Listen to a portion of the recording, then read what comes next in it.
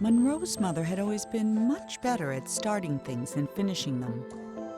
When she died, she left behind over 300 canvases, not one of them finished, along with Monroe, who felt pretty unfinished himself. The orphanage allowed him to keep only one painting, and so he chose the unfinished Swan that had always been his mother's favorite.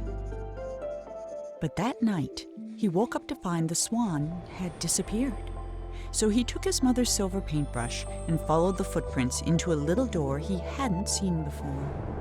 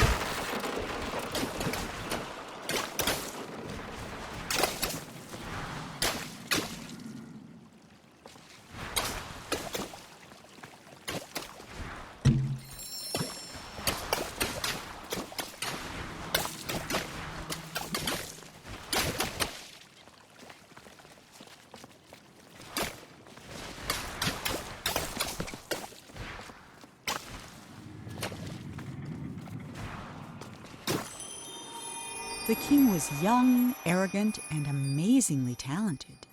He was convinced no color existed that was good enough for his garden, so he left it white. While he pondered how to create some new colors, his kingdom began attracting settlers, and soon he found himself with bigger problems.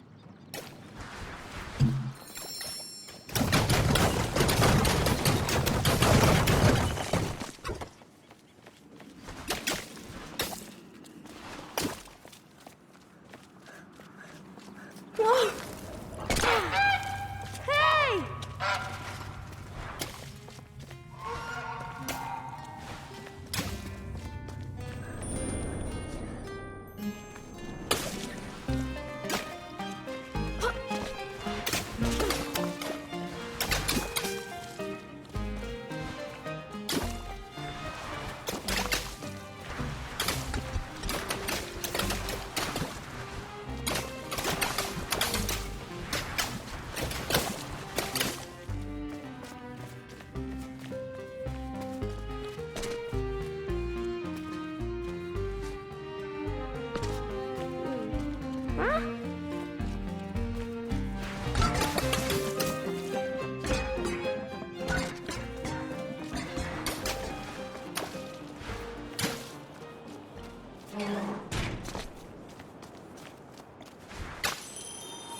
The king's new subjects were tired of white.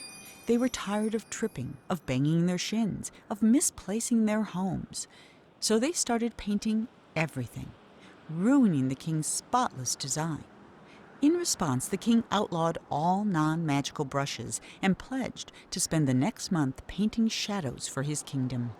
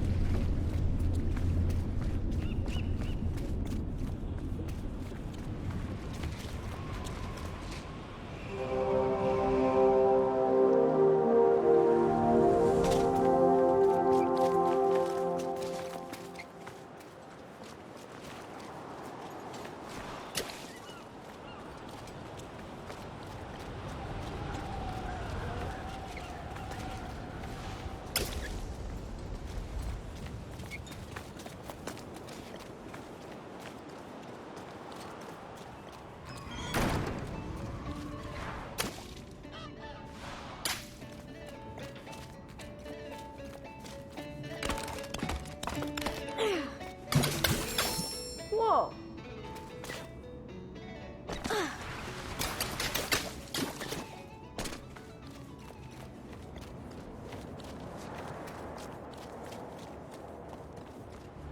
Whoa!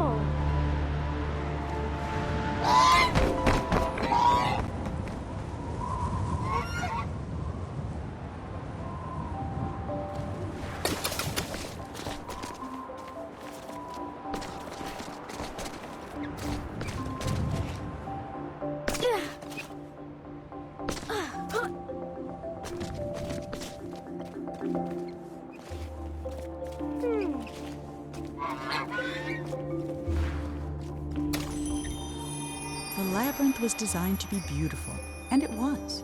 It was not designed to be practical, and it wasn't. Whole families got lost for weeks at a time, mail took months to arrive, and many worried a labyrinth of this size was bound to attract dragons. Eventually, the complaints grew so loud even the king couldn't ignore them.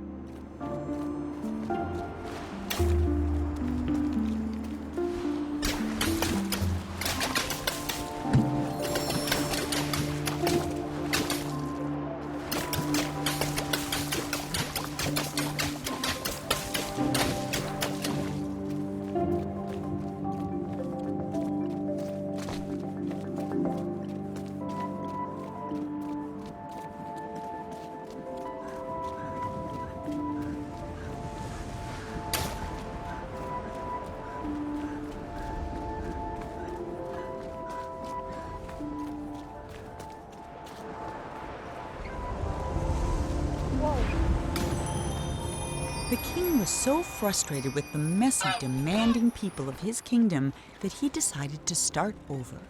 One morning he painted a boat and set off to find the perfect spot. He told himself he'd come back someday to finish what he had started, but of course, he never did.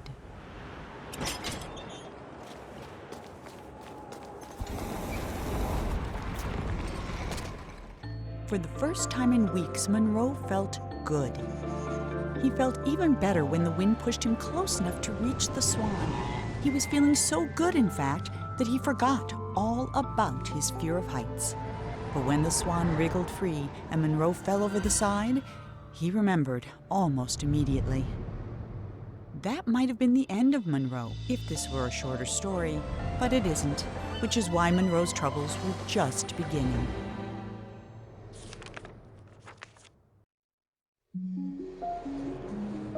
Monroe scrambled out of the water and found himself in a massive city with no sign of the Swan or anyone else.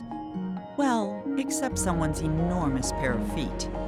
These were attached to a giant who could have been a big help in catching the Swan, but unfortunately, here was the laziest giant who had ever lived, and it was his day off. Having celebrated in his usual way, he was now sleeping it off and quite unable to hear Monroe yelling. While he was looking for a way to wake the giant, Monroe noticed something even better: a floating ship.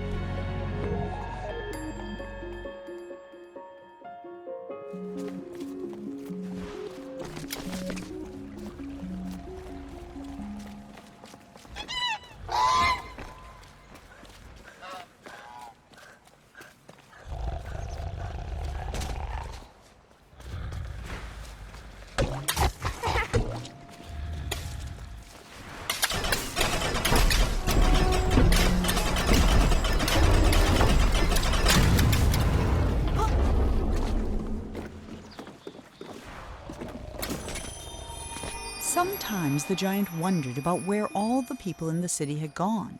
Mostly he worried they might come back and ask him to clean their gutters or put out their fires. But they never did, and that was why the giant, who was the laziest that had ever lived, was also the happiest.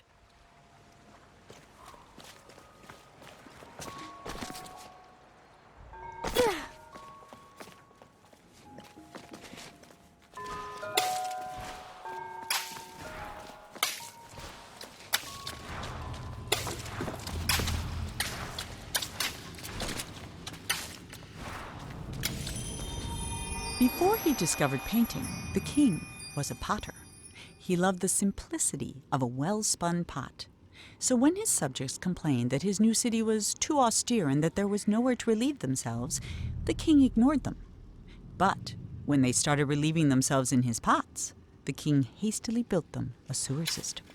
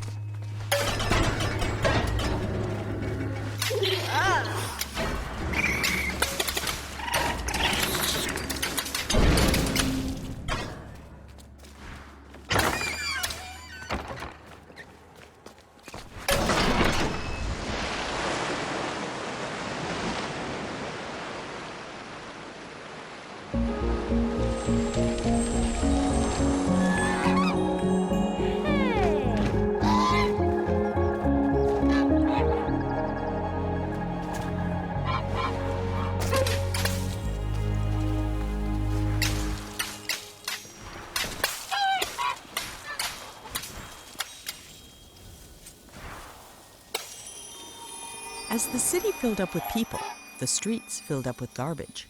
In a fury, the king painted over the roads with a canal, which swept away the trash, along with some of the slower children. But the water brought something else, a horde of vines which began covering the city.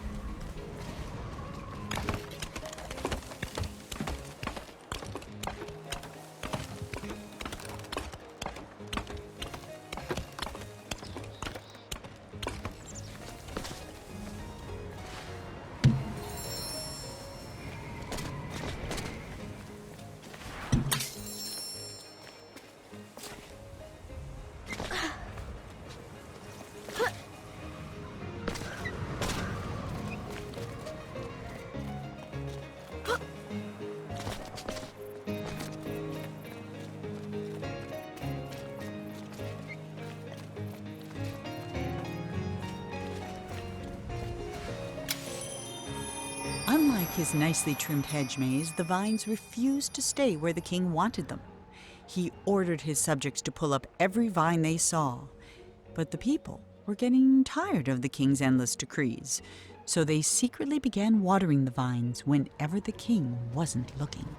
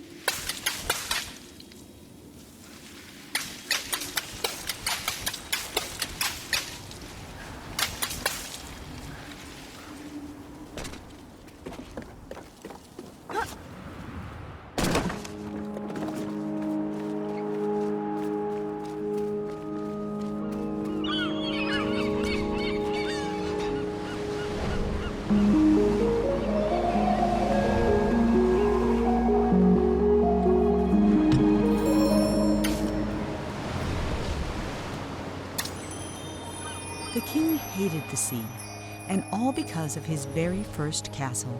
It was the only one he had ever come close to finishing, and it took him a single day. But then the tide came in and washed it all away. He vowed that someday he'd build a kingdom that would last forever.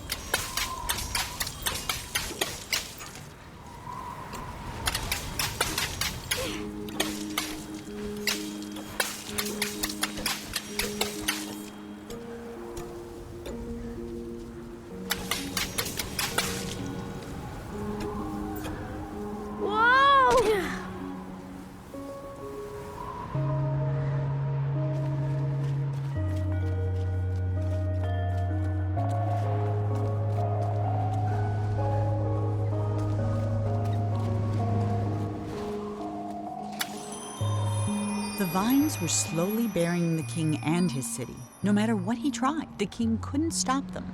So he decided to create something that could. He mixed in paint thinner, malice, and snot, and soon had the outlines of a pretty horrible creature. But it wasn't until the thing began to coil its tentacles and snap its jaws that the king understood what he had made. And for the first time in his life, the king was afraid.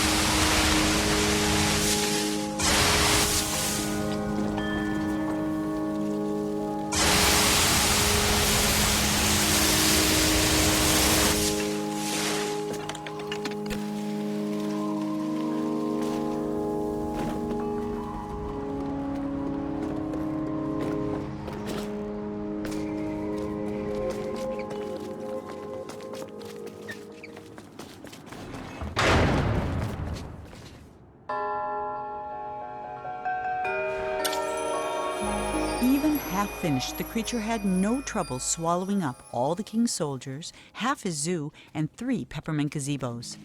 It was only with the help of his pet hippo and the giant that the king was able to force it into the sea. And though the water remained black for years after, the creature was never seen again on shore.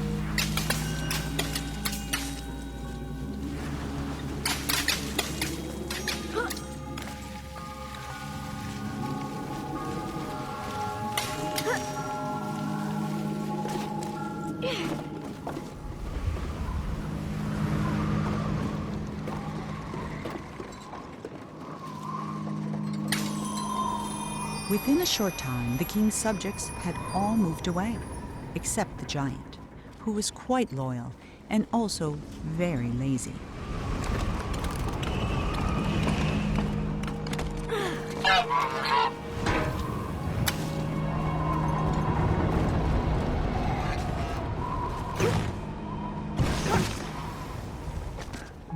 Monroe waved goodbye to the giant and set sail.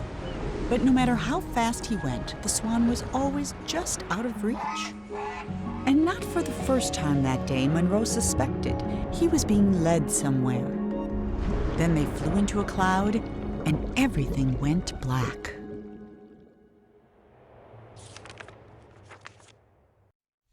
Monroe sailed on in darkness following the Swan's voice, but he never saw a thing. Not the stars, not the Swan, and certainly not the tree he got stuck in. When the clouds lifted, the swan was gone, leaving Monroe alone in the middle of an immense forest. Since there was nothing else to be done, he jumped.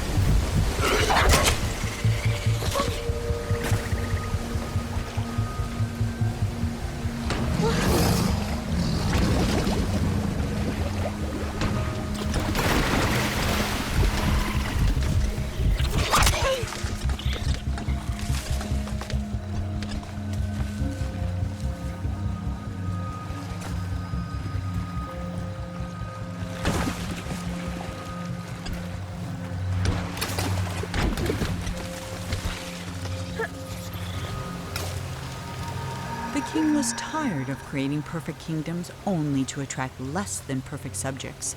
He decided he'd have to leave a legacy the old-fashioned way, with a family. So he began to build one, starting with a house.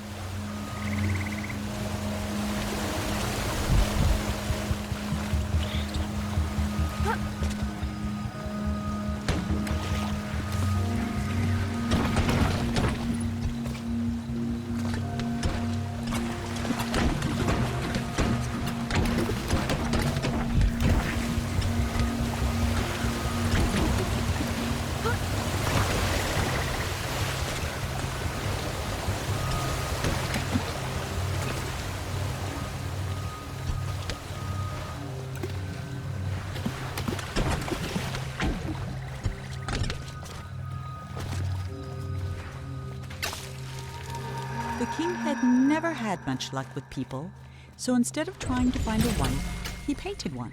When she opened her eyes, the king was astonished. He had created a female version of himself. The king was in love.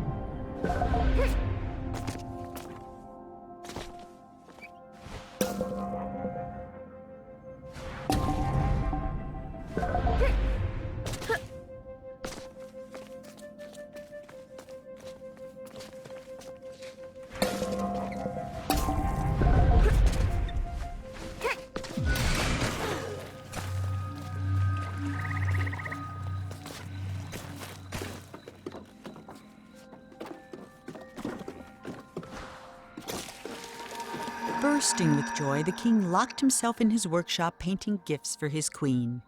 He never saw her lack of interest, though she made no effort to hide it. The only gift she kept was his first, a little silver paintbrush.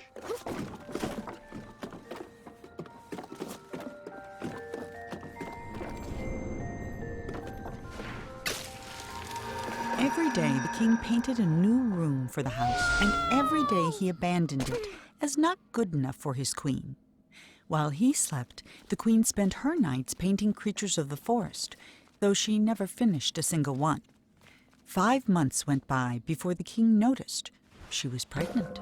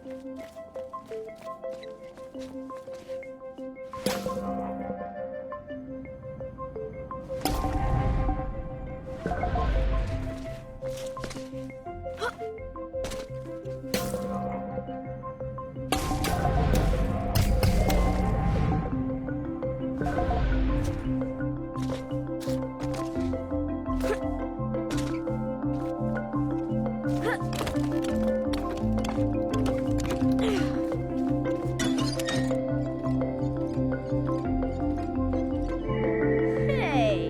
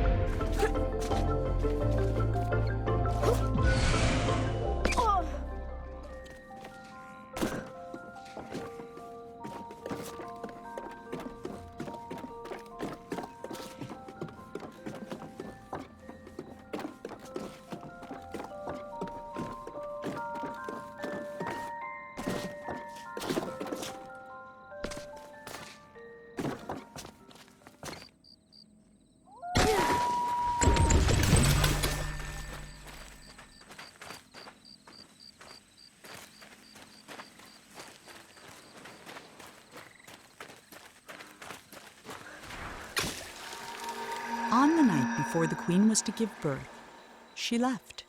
All she took was a single unfinished painting. When the king woke, he found no explanation, and he never did.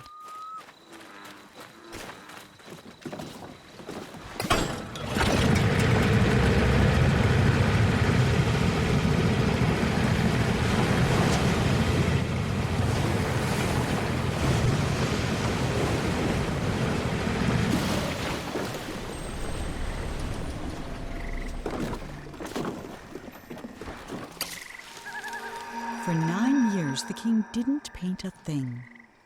Then he had a vision, a colossal monument of himself that would be his legacy for the ages.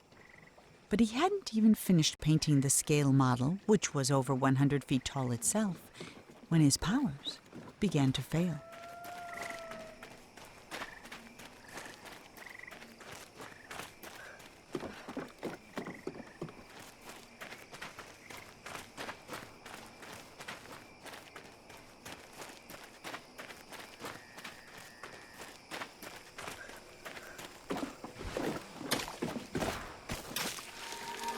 The king never finished another painting.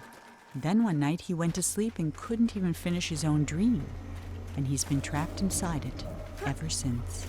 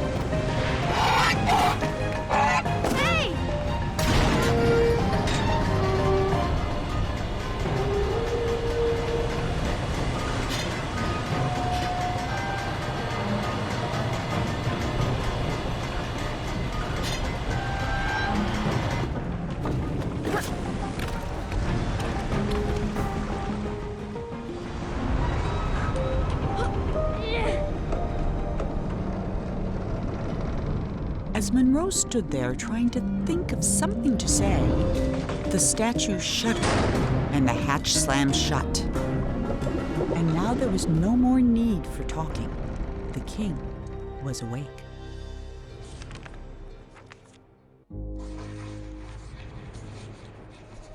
Ah, it's you, the boy from my dream. What a strange dream it was. My life's work was being destroyed, and all I could do was watch. Come, sit here by the fire. It all began right there, in the house I grew up in.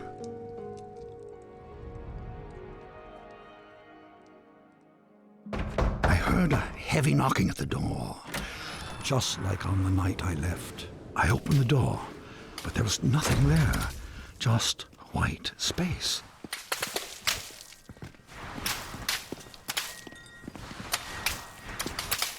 But when I got outside, disaster. Some miscreant had painted everything. My garden was ruined. And then my statue spoke and said, "Help me! Some little hooligan is running around splattering everything in the garden. I think he's headed for the..." Something got in my mouth. Oh dear.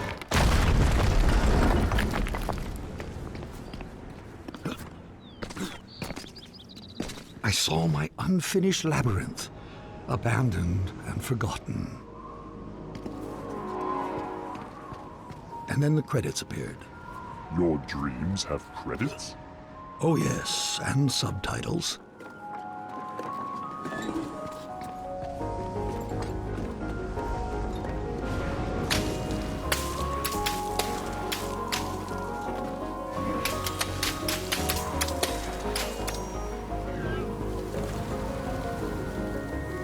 And then I saw my beautiful city strangled by those disgusting vines. I built it to stand 100 lifetimes, and instead, it'll be buried in one, a monument for weeds.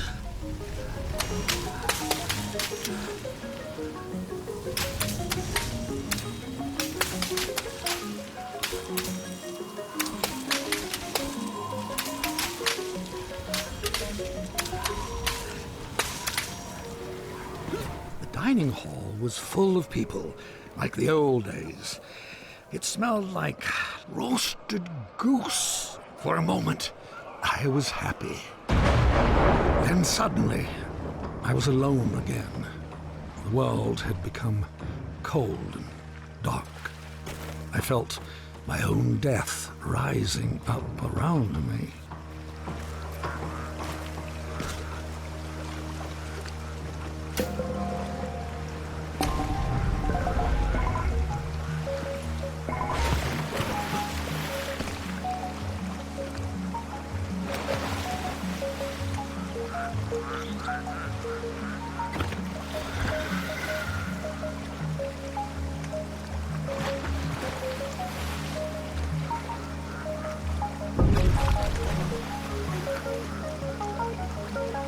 I floated past chunks of the house I built, or started building.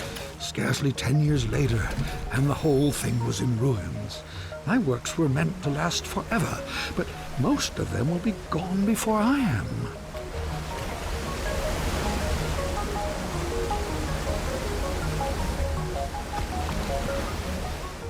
I was at a funeral. My own, as it turned out. No one was there. Except you.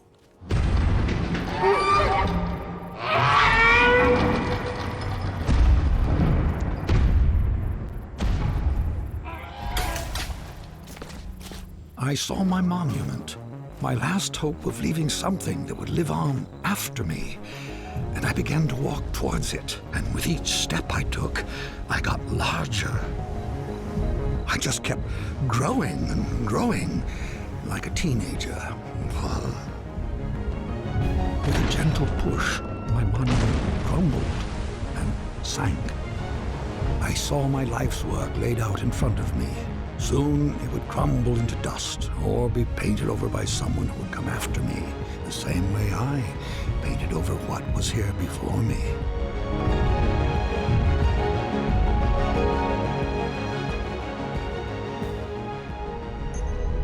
When the universe ended, I knew that everything I'd made was over. And as I sat there, looking out into the darkness, I thought back on all the things I'd built and left unfinished. I realized something. I wasn't sad that it was all gone. I had fun making all that stuff. I would have done it anyway. And then somehow I knew that when I woke up, all my work really would be destroyed. And that's when you showed up. I don't know how you got here, but I'm glad to see you. I have something for you. This brush isn't mine anymore. My work is over. It belongs to you now. I hope it makes you happy and that someday they will say, he is a better man than his father. That door will take you anywhere you want to go. But leave quickly, child. None of this will last for long. And that night, even though he was very tired, Monroe did something that would have made his mother very happy. He painted.